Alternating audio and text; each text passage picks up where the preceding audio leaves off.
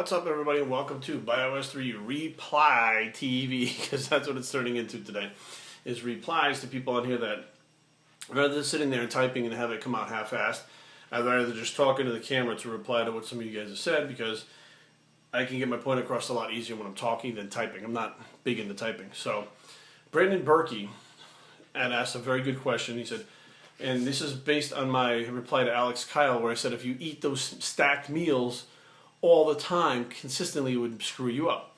He wanted to know was, what did I mean by screw you up? Now here's the thing.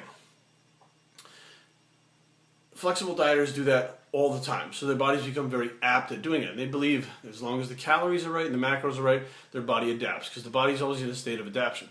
Now, if you are doing the meal stacking that I was talking about, that takes place at the end of a competition period. So you're doing certain amounts of cardio, training very intensely, and the body's depleted. So when you shove those calories in it, it will absorb those calories. Now, if you're not in that depleted state like a competition, what happens?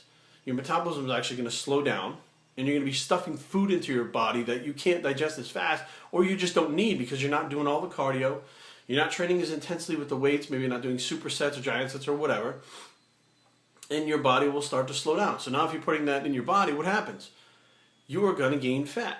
Okay? You're going to be putting calories in there that are not going to get used. So that's what I meant by screwing you up. It's not going to make you die. It's not going to make your legs not work. What it's going to do is slow your metabolism down by putting too much food in your body that you can't use, and you're going to gain fat. And the fatter that you get, if you're not doing things to speed up your metabolism, you're going to continue to get fatter. So the food stacking or meal stacking can only be done at certain times when your metabolism is very fast and the body needs the calories, and it's going to take what it needs as fast as it needs it to fill up, compensate for the depletion that it's just been going through for anywhere from 12 to 20 weeks. Whereas the flexible dieters, they're not in a state of depletion, not at all. So their calories and their macros have to be pinpoint accurate all the time and consistent so that their bodies adapt to that so that they can make changes. Another reply to Connor Frosty, I think is his name. He had sent me a private message, and he was asking about what I said about HGH causing the hyperplasia. How I did say that when you stop taking steroids, you lose all your gains, but HGH changes that because you have new muscle fibers that have been built. Now, new muscle fibers are not very big. I mean, they're very, very tiny little things. Now, when you have the hypertrophy, that's what makes them grow bigger. Now, you can't have the hypertrophy without the steroids, which means, yeah, you have a whole bunch of new muscle fibers, muscle cells, but they're not grown, they're not big, they're not thick, they're not massive, they're not strong. They can't mature into the big, thick muscle that was happening when you were taking the steroids. So it doesn't matter how many more muscle cells you have or muscle fibers you have. If you put Lavroni standing next to me and we're both 180 pounds, he obviously has way more muscle fibers than I do, but we're both still 180 pounds. See what I'm saying? Now, if we both took steroids, having those more muscle cells that he has, he's going to get bigger, faster, and a lot bigger over time because the muscle cells have matured and now they've hypertrophied into being bigger, stronger muscles.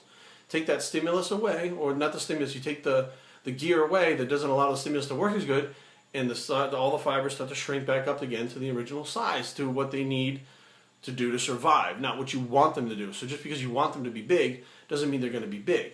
So although you may have changed your genetics with having more muscle fibers, it doesn't mean you're going to keep all the gains that you had on steroids when you come off them just because you took growth hormone. You're going to shrink up. You're actually going to shrink up. But you're still not considered natural anymore for the rest of your life because you've changed your genetics. That's what I'm talking about. Okay? So I'm not trying to tell you that it gives you an upper advantage by taking HGH to stay bigger, because you're not. You're going to shrink back down to the same size, but you just have more muscle cells. And how many more muscle cells? How many more new fibers? Who knows? 100, 500, 10,000, 3, who knows? Genetically, how your body uses the growth hormone, splits and divides into hyperplasia. Nobody knows how many you're going to have because nobody's done the studies. They haven't sat down to figure out what's the maximum amount of hyperplasia can be caused and what's the maximum amount of new fibers that can be made, because they don't have time to do that. No scientist has time to sit down and do this for a bodybuilding purpose. I wish they did so that we had some answers, but until they do, bro science is where it's at, and that's how it works. But they do know scientifically that it does cause hyperplasia with growth hormone use, whereas steroids just cause hypertrophy. So now you put those two together, That's why if you're taking growth hormone, it doesn't cause hypertrophy, it causes hyperplasia. So now, hyperplasia, more muscle cells. Hypertrophy, when you're taking the steroids together, make bigger, more muscle than you had before. So I hope this answers your question. BioStreetTraining@gmail.com. Leave comments down below. www.biostreettraining.com. And I appreciate you guys questioning these things, because a lot of times I go on these things and talk about things, and I assume that people already know. It doesn't dawn on me that not everybody has studied this shit for the last 25 years like I have, and may not know what's going on, or may not have dug that deep into things. So if there's something left out in something I'm talking about, and you guys are questioning it, ask, I'll explain. I'm out.